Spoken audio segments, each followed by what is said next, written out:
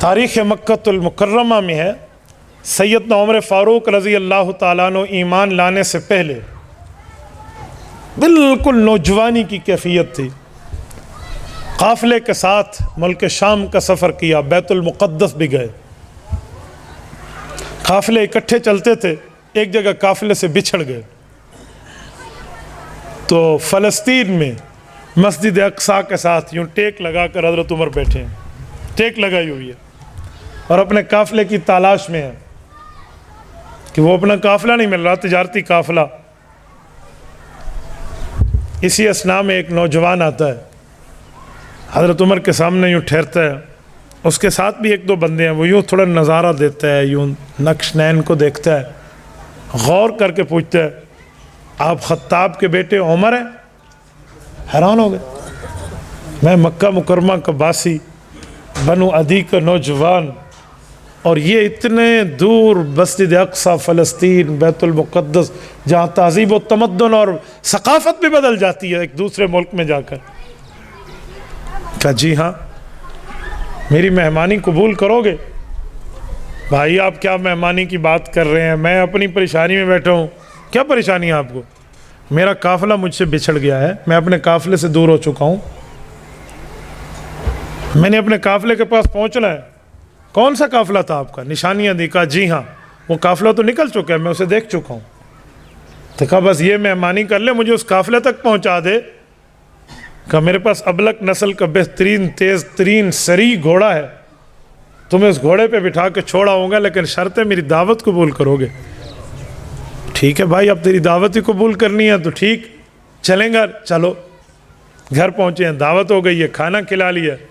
اس کے بعد جو اس زمانے کی دستاویز لکھی جاتی تھی، جو اس زمانے کے اسٹیمپ پیپر ہوتے تھے، وہ اٹھا کے لایا. تو حضرت عمر فرماتے ہیں میں حیران ہوں، کیا کاغذ لے کر آئے؟ کہا یہاں ایک بات تو لکھ دو. کہا کیا لکھ دو؟ کہ جب تو اس علاقے کا حکمران بنے گا تو میری زمین پر ٹیکس نہیں لگائے گا. بھائی کیا مذاق کرتا ہے. میں خطاب کا بیٹا اونٹ چراتا ہوں، کوئی اونٹ چرانے میں اونٹ رہ جائے تو ابو تھپڑ مارتے ہیں، تو نے کیسے اونٹ چرائے ہیں، تجھے اونٹ چرانے نہیں آتے، تو میرے ساتھ مذاق کر رہا ہے. بھائی وہ گھوڑا نکال اور مجھے اپنے قافلے میں چھوڑا. کہ مذاق ہے؟ اچھا مذاق میں لکھ دو. تھوڑے حیران ہوئے، کیا بات ہے، آپ کیا کہہ رہے ہیں، آپ نے کس جھنجال میں مجھے ڈال دیا؟ نہیں آپ لکھ دیں. اچھا یہ لو لکھ لو، جان تو چھڑانی ہے نا، لو. اس نے بڑے طریقے سے اسے بند کیا اور بڑے حفاظت سے رکھا. کہا چلیں. گھوڑا نکالا اور ابلک گھوڑے بٹھایا اور تیز ترین گھوڑا بھگاتے ہوئے ایک منزل پہ جا کے اس نشانی والے قافلے تک پہنچا دیا. تو حضرت عمر پہنچ گئے.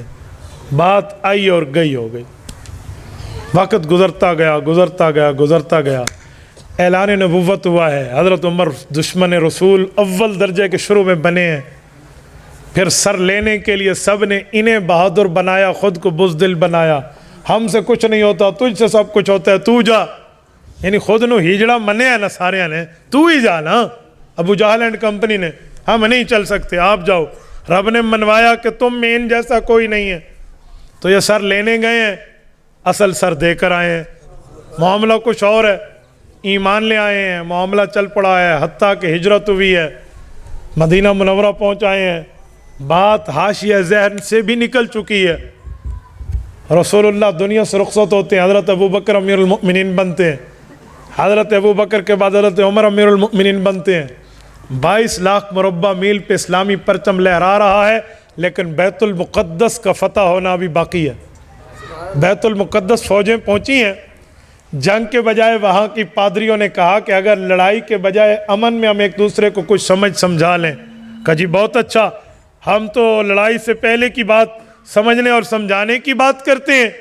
کہا جی ٹھیک ہے، پھر ہماری شرط ہے ہم بغیر کسی جنگ کے آپ کو چابیاں اس مسجد کے حوالے کریں گے اگر تمہارا حکمران وقت ہمارے پاس آ کر ہمارے سوالات کا جواب دے.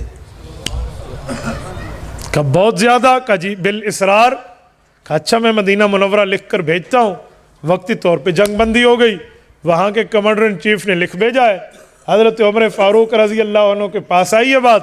حضرت عمر فاروق رضی اللہ عنہ یہاں سے تیار ہیں اور یہاں سے سفر پہ جانے کے لیے ساتھ اپنے غلام قلی اسلم ایک تابعی ہے نا زید ابن اسلم رضی اللہ، یہ ان کے بیٹے ہیں، اسلم حضرت عمر کے ساتھ ہے، اور یہ ایک سواری رکھی اور چل پڑے، اور طے شدہ بات تھی کہ اتنا میٹر اتنا کلومیٹر کا سفر میں نے کرنا ہے، آپ نے مہار پکڑنی ہے، پھر میں نے مہار پکڑنی ہے اور آپ نے سواری کرنی ہے۔ کیا سرونٹ اور کیا خادم! ایسے ہی معاملہ چلا حتیٰ کہ وہاں پہنچے۔ جب وہاں پہنچے تو وہ اتفاق یہ ہوا کہ حضرت عمر فاروق کی باری تھی مہار پکڑنے کی۔ غلام نے کہا حضرت اتھے تے مان لو نا، ادھر تو مان لینا، مجھے نیچے آنے دے، سامنے وہ لوگ ہوں گے، آپ اوپر آ جائیں۔ کہا انصاف انصاف ہوتا ہے، آپ اوپر بیٹھو۔ تو وہ پادری لب کے اوپر والے کی طرف، وہ غلام تھا، اس نے کہا امیر المؤمنین یہ ہے، انہوں نے کہا جی ایک نشانی پوری۔ یوں چلتا رہا معاملہ، پیوند گنے، سب کچھ ہوا۔ میں کچھ اور بتانا چاہ رہا ہوں، آخر میں بغیر جنگ کے چابیاں حوالے کر دی نا، فتح ہو گیا ہے، ساری نشانیاں پوری ہیں۔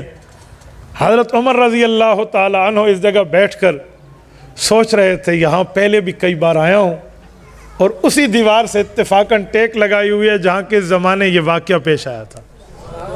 اب دیکھا تو ایک بوڑھا ہے، دو بندوں کے کندھوں کے سہارے پہ آ رہا ہے، اور آتے ہوئے حضرت عمر کے سامنے یوں ٹھہرتا ہے جیسے اس وقت ٹھہرا تھا۔ ابھی نظروں میں اندر دماغ میں بات چل رہی ہے کہ ایک دوسرے کو کہیں دیکھا ہے، ایک دوسرے سے کہیں جان پہچان، کوئی انٹروڈکشن، کوئی تعارف کچھ ہوا ہے، کوئی شناسائی ہے۔ وہ شخص وہی سوال کرتے ہیں آپ عمر ہیں نا؟ یہ آواز بھی میرے ذہن میں کسی زمانے میں گونجی تھی، یہ اندر بات چل رہی ہے۔ آپ خطاب کے بیٹے ہیں نا؟ یہ بھی مجھ سے پوچھا گیا تھا، کہاں تھا، کیا معاملہ تھا؟ یہ جیسے لوڈنگ ہوتی ہے نا، یوں چل رہا ہے معاملہ، اوپننگ ہو رہی ہے، بات کھل رہی ہے۔ وہ شخص وہی دستاویز سامنے رکھ دیتا ہے جو اس زمانے کے تھے۔ اب تو معاملہ سامنے ہوا نا، تو حضرت عمر رضی اللہ عنہ نے اللہ اکبر کہا، اللہ تلک الایام نداولها بین الناس، لوگوں کے درمیان دن بدلتے رہتے۔ وہ معاملہ تو مذاق کا تھا، جان چھڑانی تھی، لکھ دو جان چھوٹی۔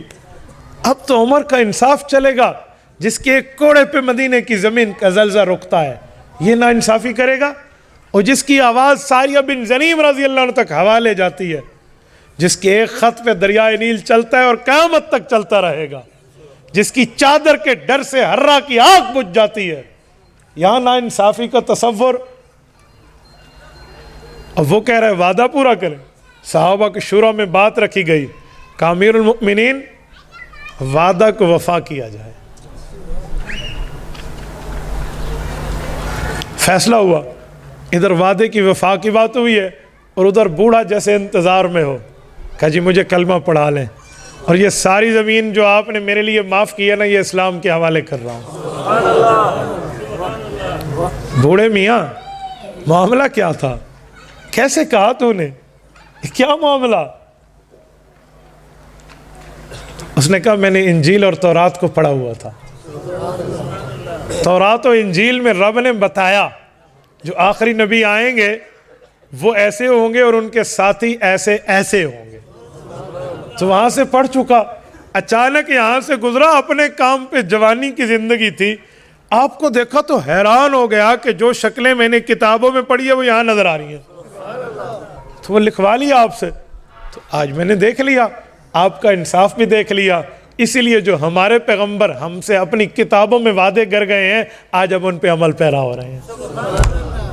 میرے دوستو، سیماہم فی وجوہہم من اثر السجود، ان صحابہ کے چہروں میں رب نے یوں ایمانی نشانیاں رکھی ہیں۔ تبارک الذی نزل الفرقان